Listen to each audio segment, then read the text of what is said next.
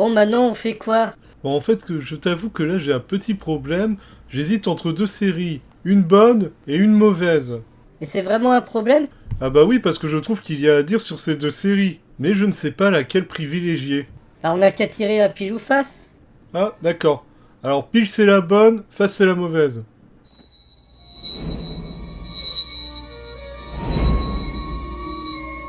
Alors? Pile. Wouhou!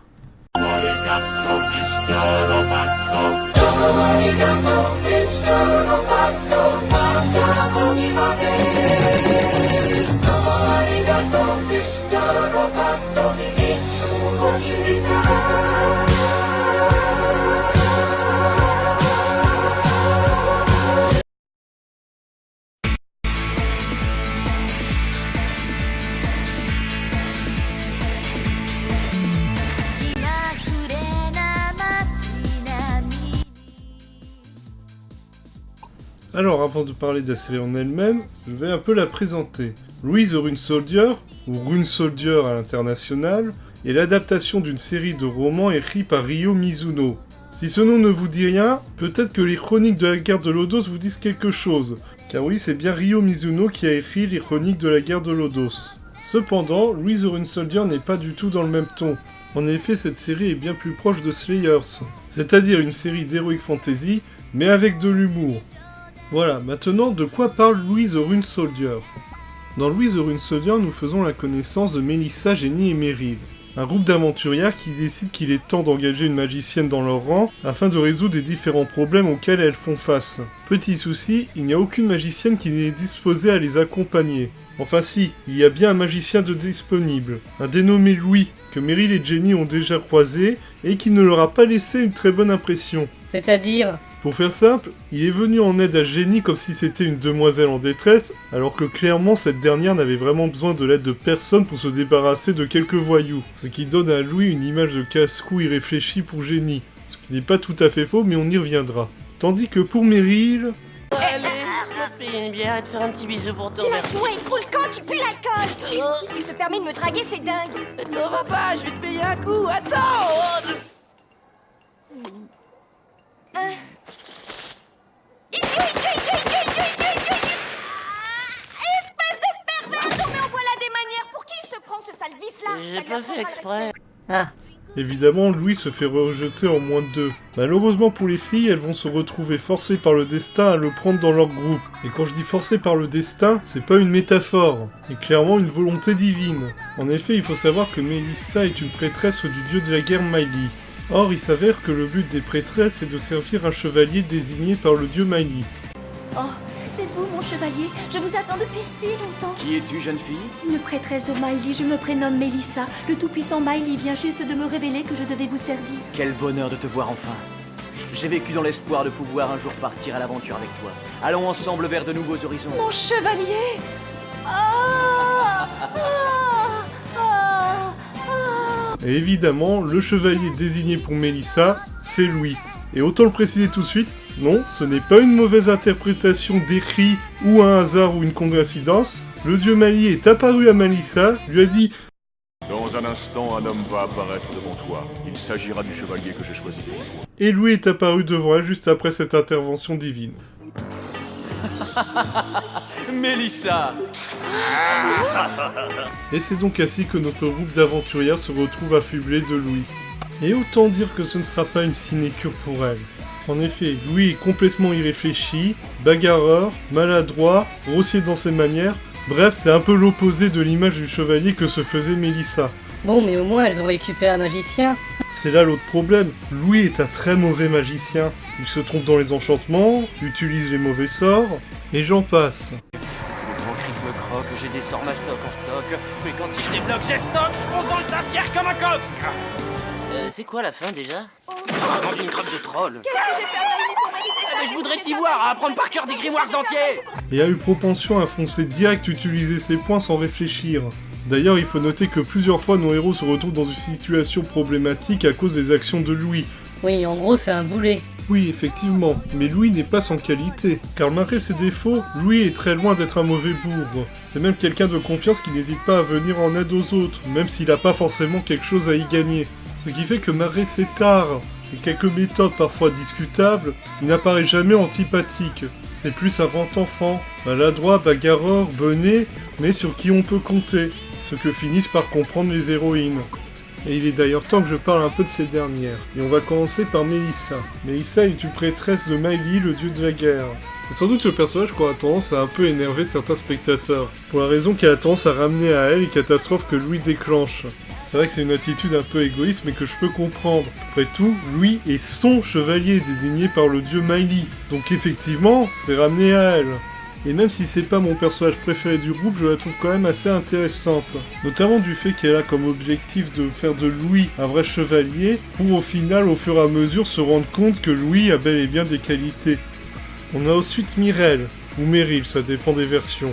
La voleuse du groupe. Et là, je tiens à préciser que je mets des guillemets à voleuse, car c'est pas vraiment ce qui ressort du personnage. J'ai même pas souvenir de l'avoir vu voler une seule fois dans la série. Myrelle, c'est sans doute la plus énergique et impulsive du groupe. C'est d'ailleurs elle qui s'en prend généralement physiquement à Louis pour le punir. C'est la comptable du groupe, et comme ça, et être aventurière, c'est pas assez, elle cumule en plus une vingtaine de travails réguliers. Il faut dire que Myrelle a un rapport très particulier avec l'argent. C'est-à-dire? Pour faire simple, elle veut de l'argent, juste pour avoir de l'argent.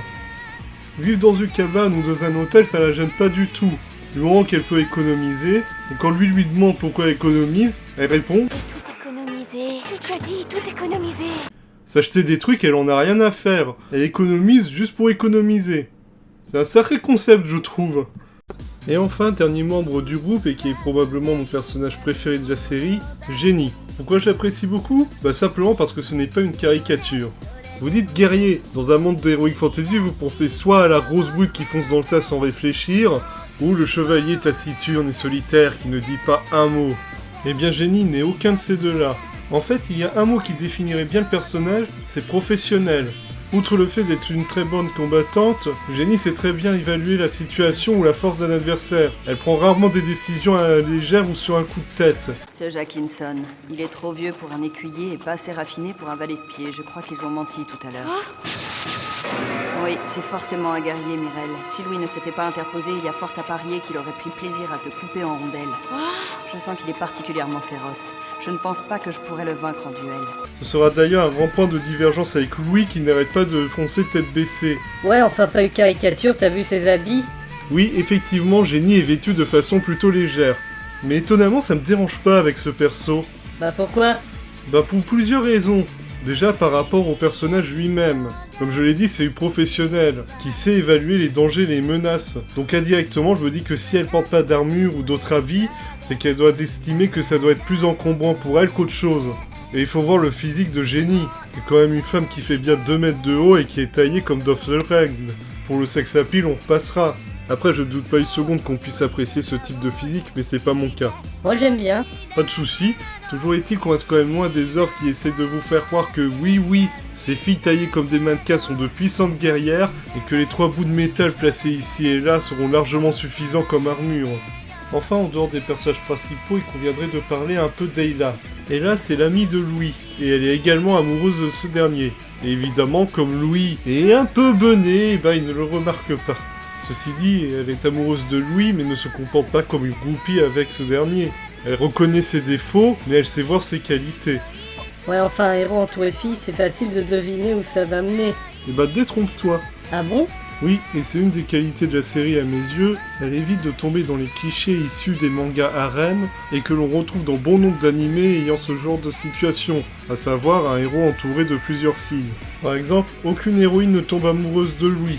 Comme dit auparavant, la seule qui soit amoureuse c'est Ayla, et ceci est établi dès le début. De même, la série ne tombe pas dans du fanservice gratuit ou putassier. Attention, je vais pas essayer de vous faire croire qu'il n'y a pas de moments sexy.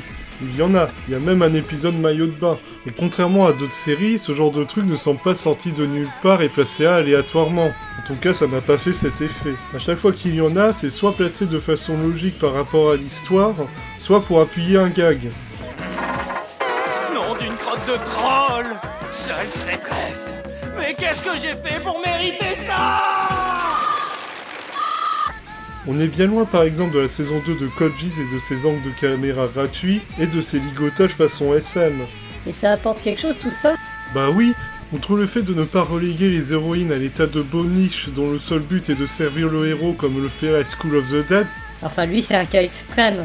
ça permet également à la série de se focaliser sur ce qu'elle propose, à savoir une série d'aventures humoristiques dans un monde d'heroic fantasy.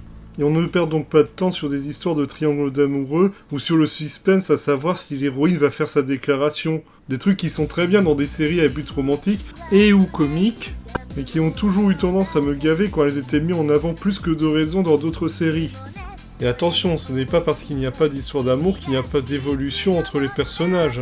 Au contraire, plus on avance dans la série et plus on se rend compte que l'équipe accepte Louis malgré ses défauts, et prenant conscience qu'il a des qualités malgré tout. Une autre qualité de la série, c'est qu'elle ne se complique pas inutilement, expliquant ce qui est nécessaire que quand elle estime que c'est nécessaire, ni plus ni moins. Un parfait exemple de ce que j'avance, c'est le passif des héroïnes. Pour faire simple, la série ne s'attarde pas énormément dessus. Dans le cas de Jenny par exemple, c'est un flashback pour montrer une situation dans laquelle se trouve le héros qu'elle a déjà vécu. Melissa, on sait juste qu'elle a quitté la noblesse pour entrer dans les ordres. C'est juste une phrase qui est dite à un moment dans la série. Tandis que Meryl, c'est pur et simple, on ne sait rien de son passé. Ou plutôt la série estime qu'il n'y a aucun intérêt à en savoir sur son passé, ce qui n'est pas faux.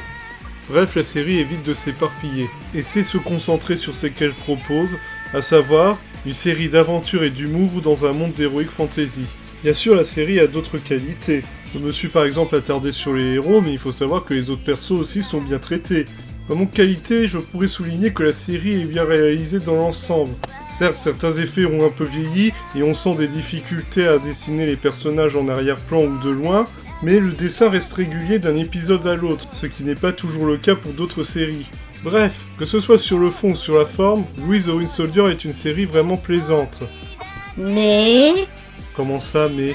Ben, je prépare un peu le terrain parce que tes vidéos sont toujours comme ça. Tu commences par les points positifs avant d'attaquer les points négatifs, ce qui donne parfois l'impression que certaines séries sont plus mauvaises qu'elles ne le sont. Donc, c'est quoi les défauts ? Bah, je ne trouve pas que la série ait de réels défauts. Enfin si, il peut y en avoir, mais ça vient plus de l'appréciation de tout à chacun. Par exemple, l'humour c'est très subjectif. Et si sur moi l'humour de la série a bien fonctionné, ça n'est pas dit qu'il soit aussi efficace sur des personnes qui par exemple n'ont aucune notion d'heroic fantasy ou de jeu de rôle. De même, il faut savoir que l'histoire est semi à suivre. C'est-à-dire qu'il y a beaucoup d'épisodes indépendants et qu'il y a une sous-intrigue qui prendra surtout de l'ampleur sur la fin. Et je sais que certains ne sont pas fans de ce genre de procédé narratif. Et avant de conclure, je tiens à préciser une chose. Je ne dis pas que Louis the Wind Soldier est une série révolutionnaire et ou immanquable. Mais c'est une série solide dans son fond ou dans sa forme et qui remplit très bien son contrat. Voilà, ça fait du bien de parler d'une bonne série. Ouais, t'as pas oublié autre chose ? Quoi ? Ben, au début, on a tiré pile aux faces et on est tombé donc sur cette série. Oui et... Ah oui, ça veut dire qu'on va devoir traiter l'autre série. Eh oui. Et merde.